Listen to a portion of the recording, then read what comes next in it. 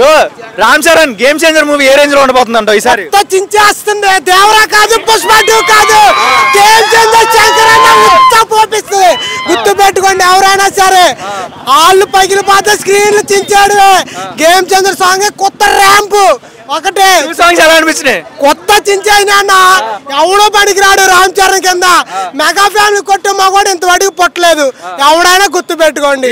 Movies అన్ని close చేసి break చేసి రోజు బ్రేక్ కాదు, వాళ్ళకి బతుకులు కూడా ఉండేక ఒకటే మాట, జై చరణ్ జై చరణ్ ఒకటే. ఇప్పుడు పవన్ కళ్యాణ్ రోజీ మూవీ రాబోతుంది కదా, దీని మీద బాబాయ్ చరణ్ అంటే బాబాయ్, బాబాయ్ అంటే పవన్ కళ్యాణ్.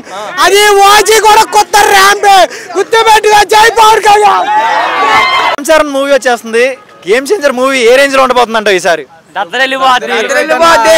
పవన్ కళ్యాణ్ అయితే అసలు మామూలుగా ఉండదు అన్న. దద్దరిల్లిపోయింది. మెగా ఫ్యామిలీ అదిరిపోతుంది ఈసారి. అసలు మామూలుగా ఉండదు, దద్దరిల్లిపోయింది అన్న. రామ్ చరణ్ యాక్టింగ్ గురించి అడిగితే ఏం చెప్తారు సమాధానం? అతను మనకి కాదన్న. అన్న బాగా చేస్తాడు. పవన్ కళ్యాణ్ ఓజీ మూవీ దద్దరిల్లిపోయింది. పవన్ కళ్యాణ్ బ్యానర్ లెక్కిస్తా అక్కడ.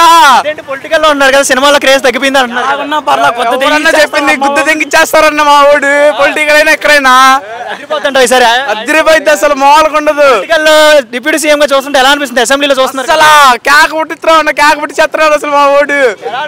పొలిటికల్ లో నైట్ 10 అయినా కూడా 12 అయినా కూడా ప్రజలతోనే ఉంటున్నాడు. ఎలా అనిపిస్తుంది? ఇలాంటి లీడర్ చూసారా? బాగుందన్న, బాగుంది. మరి తిరుపతిలో చూసారు కదా, దీక్ష కూడా చేస్తున్నారు కదా, ఎలా అనిపిస్తుంది ఇలాంటి లడ్డు విషయంలో కానీ? అన్నంత పెద్ద పెద్ద క్వశ్చన్లు ఎలా అనిపిస్తుంది? మూవీ అయితే అదిరిపోతుంది ఈసారి. మూవీ అయితే అద్దరిపోయింది అన్న. పొలిటికల్ లో ఉంటే బాగుంటుంది, సినిమాలో చేసుకుంటూ మూవీస్ చేసుకుంటే బాగుంటుంది.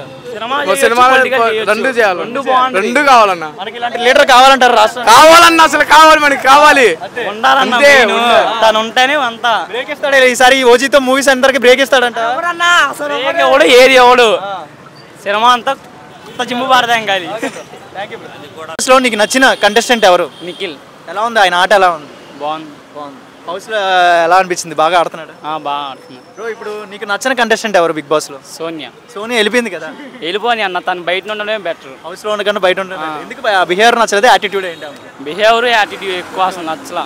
ఓకే, మరి ఈ రోజు మిడ్ నైట్ ఎలిమినేషన్ ఉంది అంటున్నారు. ఎవరు ఎలిమినేట్ అయితే బాగుంటుంది? విష్ణుప్రియ, ఆదిత్య, ఇంకో ఇద్దరు ఉన్నారు కదా, దీని మీద మీ అభిప్రాయం? ఆదిత్య వెళ్ళిపోతాడా?